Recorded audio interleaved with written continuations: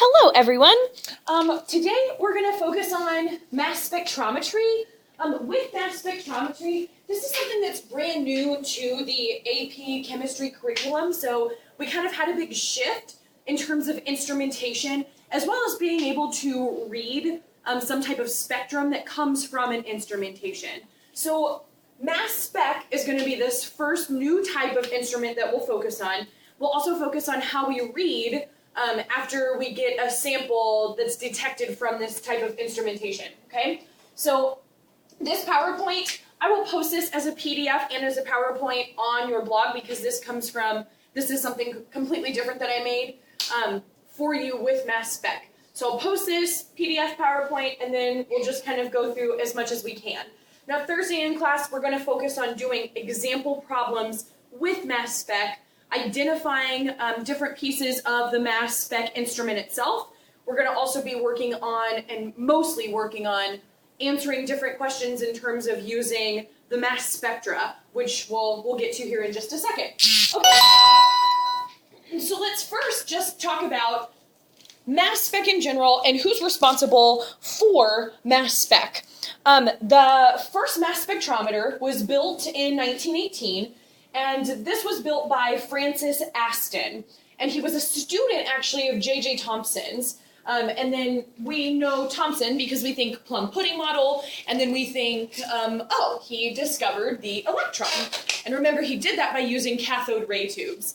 So in terms of what Francis Aston did, he actually discovered that neon has 3 different isotopes, and he won the Nobel Prize in 1922 with his mass spectrum of the 3 different isotopes of neon.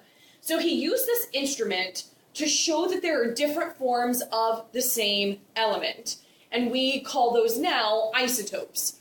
Let's talk about, that's just a little history of mass spec, but let's talk about how a mass spectrometer works first. So we'll talk about the process of the mass spec, and then we're going to talk about the data that we receive from the mass spec, and then how we interpret that data. So in a mass spectrometer, particles are turned into positive ions. So we're first going to turn particles into positive ions.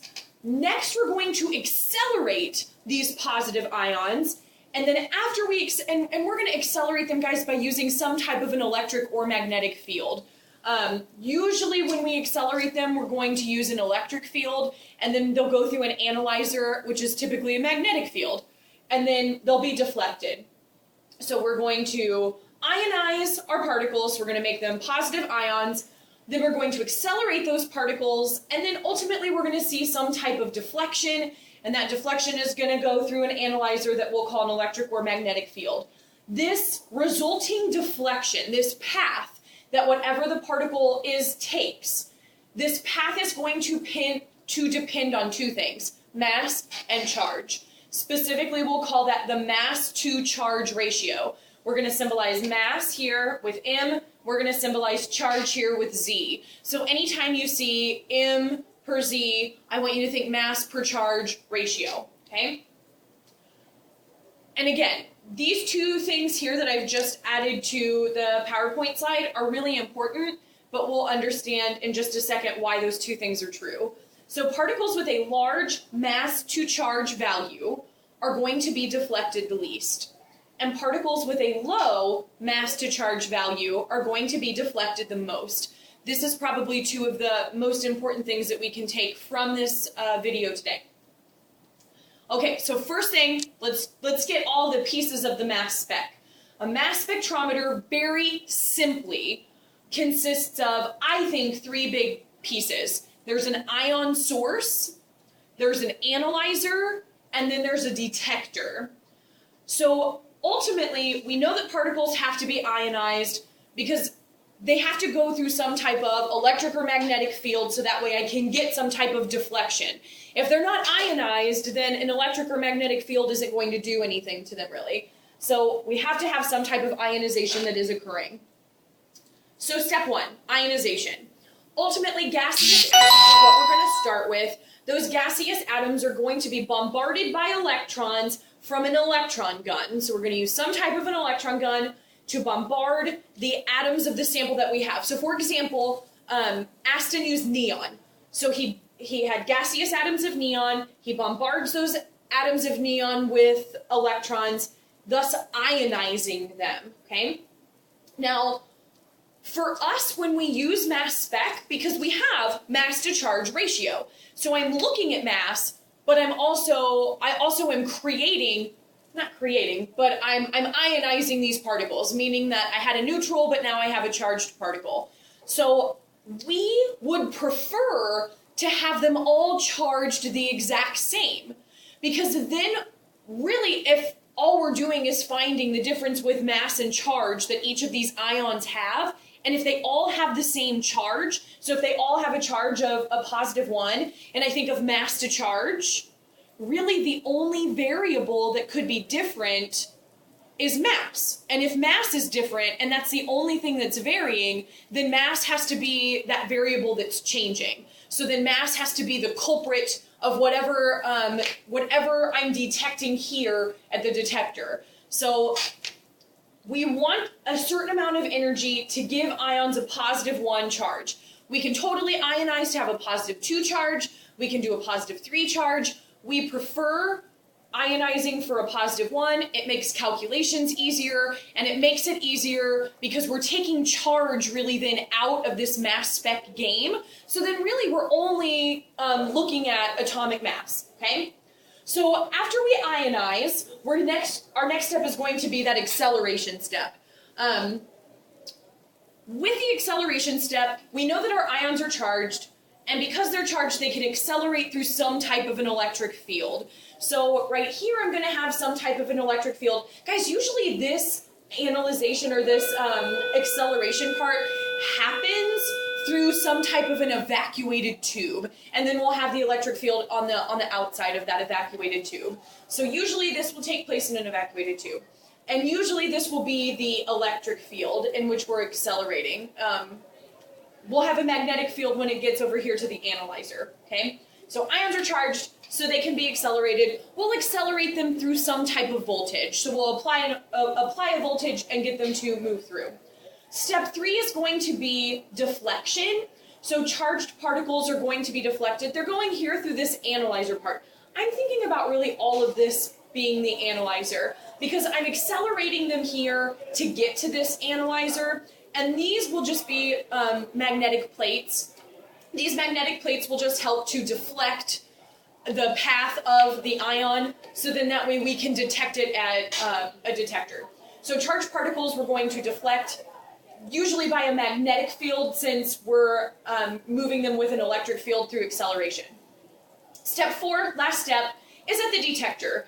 This is going to give us some type of an electric or photographic image of what the sample looks like. And that's based, again, on mass to charge ratio. So I have the sample of neon atoms. And if we think about, we know what an isotope is now. So let's say that I have neon 20, neon 21, neon 22. Those are my 3 different types of neon that I have in my ion source here. I make them to be ions by bombarding them with electrons. They accelerate through an electric field. They're then going to move through this analyzer, which is really just, they're going to become deflected through a magnetic field.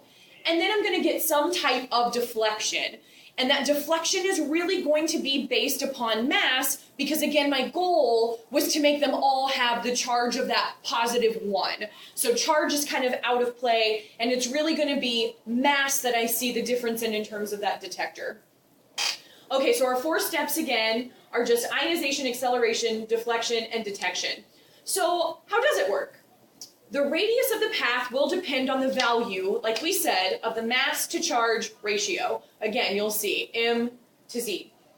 Ions of heavier isotopes will have a larger mass to charge value. Makes sense. Mass is on top. If I have a heavier isotope, the mass will be more, so the numerator is going to be heavier. If my charge is just 1, because we just said that we want the charge to be a +1, then if I'm comparing a heavier isotope to a lighter isotope, then a heavier isotope is going to have a larger mass to charge value. So that's going to follow a larger radius curve. So a heavier isotope, if I'm looking at my 3 samples of neon, neon 20, 21, 22, I see that from here, I have a larger radius of deflection here for neon 22. And we can say the opposite here. For lighter isotopes, we're going to see a smaller radius there. So I see that with neon 20. And then as most ions, like we said, are positively one, or a positive one charge, then the amount of separation is going to only depend on their mass, okay? So, based on what we get here, based on the deflection at the detector, we're going to get some type of graph. This graph is called a mass spectrum. A mass spectrum. So, ignore the dotted lines or the dashed lines here. Let's look at this. I have abundance on the y-axis, and then I have these mass to charge values here on the x-axis. So the mass is really, if the charge is positive 1, really the only thing that I'm graphing here on the x-axis is going to be mass. And abundance is just going to be the intensity of the peak. So if the peak has a really high intensity, like neon 20 does, that tells me I have a lot of neon 20 that's abundant in my sample that I originally had in for that ion source. And if my peak here, like neon 22, that's not very high in intensity, that's telling me that I don't have as much neon 20 in that overall sample. So neon 22. Neon 22 is contributing a smaller percent abundance than like neon 20 would be. So let's say that this would be based on just a positive 1 ion. If I had a positive 2 ion, so if we're doubling the charge here, we'll see that that's going to halve the mass to charge value. And I want you to see this too. There's a very small amount of separation between ions that have a higher charge. I have a larger separation between these intensity peaks if I use a smaller charge ratio there. So we prefer, and this is just something that we've seen, we prefer to use some type of positive 1 charges, or we prefer to use positive 1 charge separation because I get more separation between those peaks. It's an easier graph to read, okay? So if an ion acquires a 2+ charge, it will be deflected more, so its mass to charge value is halved. So this is an example of what a mass spectrum will look like. Again, I have mass to charge ratio is graphed on the x-axis, and abundance is going to be graphed on the y-axis. And then I have 3 different peaks. I have a peak that has a very high intensity here at 20. That's telling me if charge is all a positive 1, then I have neon here at a mass of 20, which makes sense because neon has a mass of 20. I have a really small, tiny peak at 21. This is telling me that I have some ions that have a mass of neon that are 21. It has a mass of 21. I have a little bigger peak at 20 or 22 than 21, but not nearly as big as the peak at 20 was. So I can take all of these 3 pieces of data, and I can take these 3 pieces of data and I can calculate the actual mass of neon based on like what we find for the periodic table. So, just like what we've done with all of the periodic tables for their isotopes, we use mass spec to either confirm or to determine what their atomic mass is. So Aston won the Nobel Prize in 1922 for this particular mass spectrum of neon. And he demonstrated that there are 3 naturally occurring isotopes of neon, neon 20, 21, and 22. And the mass spec tells us a couple different things. It tells us the position of the peaks, and that position of the peak gives us the atomic mass. If I'm at a mass to charge ratio of 20, that tells me that that's going to be an atomic mass of one of those particular isotopes. And again, that's solely contingent upon the charge being a positive 1. Remember that. Peak intensity is going to give me abundance. This peak is incredibly intense, and we see here that it's at 90.92%. And then the highest abundance is scaled to 100%, and then we can adjust values accordingly. So we can calculate average atomic mass because we can say out of every 100 atoms, I have 90.92 atoms are going to be neon 20. 0.26 are going to be neon 21, and 8.82 are going to be neon 22. So I can do my math, find the average, take that abundance times then the mass, do that for all 3, add them up, divide by 100, and I'm going to get my atomic mass here of neon. So I can do that for any mass spectrum, for any sample that I get that has a mass spectrum with it. So we'll practice that on Thursday, okay? And then the rest of this is just kind of like a little tip to help out. We have another example here, but we'll do that one in class on Thursday. So you guys have a wonderful evening. If you have any questions on mass spec, just let me know, and we'll continue this practice with it tomorrow in class. Everybody have a great night. Bye-bye.